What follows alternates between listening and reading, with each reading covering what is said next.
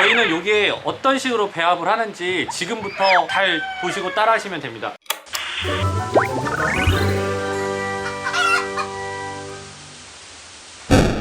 자, 안녕하세요 여러분, 에코팜입니다. 자, 오늘은 에코팜에서 사료 배합 방법에 대해서 설명을 해드릴 건데요, 저희 에코팜 농장은 특별한 방법으로 사료를 배합하고 또 닭에게 급여를 해주고 있어요. 일단 저희는 산란 17이라는 사료와 강황 18이라는 사료를 주로 사용을 하고 있는데요, 오늘은 이 면역 산란 17로 배합을 한번 해보도록 하겠습니다. 저희 농장 같은 경우에는 약 관상닭이 지금 한 200수 이상이 있기 때문에 사료를 보통 하루에 한 포에서 두 포 정도 소비를 해요. 그렇다 보니까 저희는 이렇게 이제 배합기를 설치를 했고요. 사실 이 배합기가 없었을 때는 사료 주걱으로 다 배합을 해줬었어요. 그러니까 가정에서나 아니면 소규모 이제 농장에서는 그냥 구름 하나 바가지 같은 데다가 먹을 만큼의 사료를 부어 놓고 저를 똑같이 따라 하시면 됩니다. 이 배합기 안에 사료를 다 부어 주겠습니다.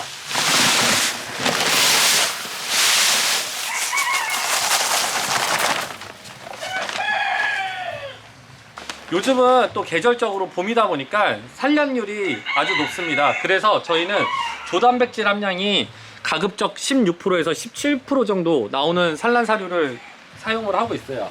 저희는 여기에 어떤 식으로 배합을 하는지 지금부터 잘 보시고 따라 하시면 됩니다. 저희는 물을 사료에 희석을 해주고 있습니다. 겨울철에는 5% 정도 섞어주고 있고요, 여름철에는 아무래도 이제 수분 섭취율이 많아야 되다 보니까 10% 정도의 물을 섞어주고 있습니다. 여기에서 또 제가 팁을 하나 드리면은, 여름철 또 날씨가 더울 때는 고온 스트레스를 예방하기 위해서 물 안에다가 비타민제를 희석을 해서 물을 섞어 주셔도 돼요. 그러면은 폐사율도 낮아지고 여름철 산란율도 또 높일 수 있는 방법입니다. 이런 자동 배합기가 없을 경우에 그냥 손으로 이렇게 섞어 주셔도 됩니다. 섞어 보도록 할게요.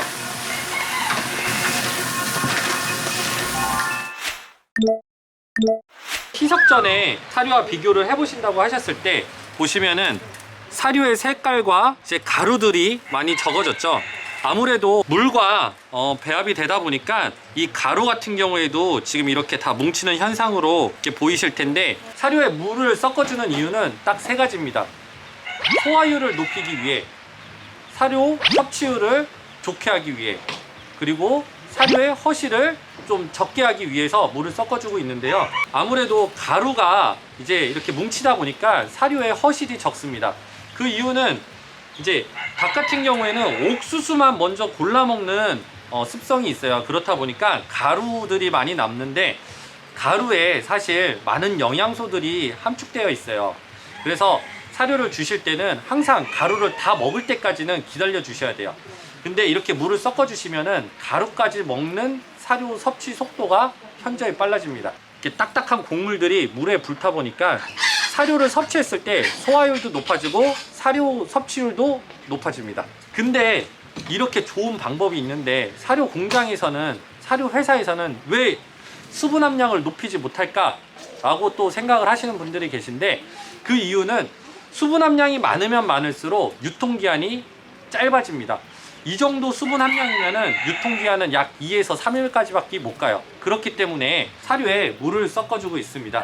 저희 같은 경우에 이렇게 물만 섞어주는 게 아니고 이렇게 생균제까지 같이 섞어주고 있어요. 면역력 증가와 소화율을 높이기 위해서 생균제를 주는 건데요, 쉽게 말해 그냥 저희가 밥 먹고 나서 구조식품으로 유산균제 하나 먹는다고 보시면 돼요. 생균제가 없으신 분들은 굳이 사용을 하시지 않으셔도 되지만, 건강한 닭 사육과 또 면역력 있는 닭을 사육하기 위해서는 같이 사료에 배합을 해주시는 게 좋고요.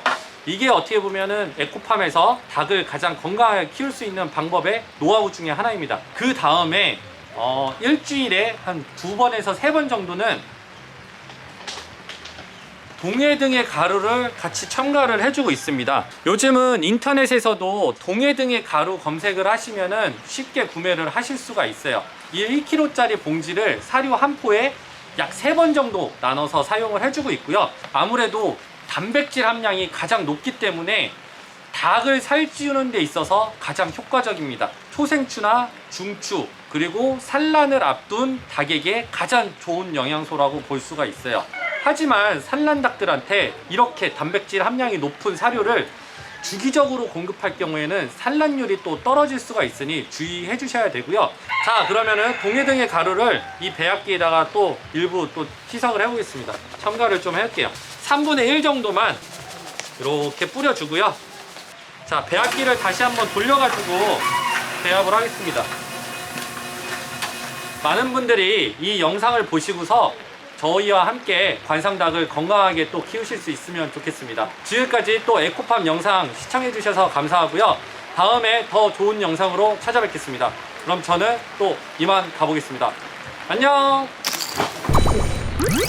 자, 이렇게 배합된 사료는 10분에서 20분 정도 불려주시면 효과가 더 좋다는 사실 안 비밀. 에코팜 테레비 구독, 좋아요.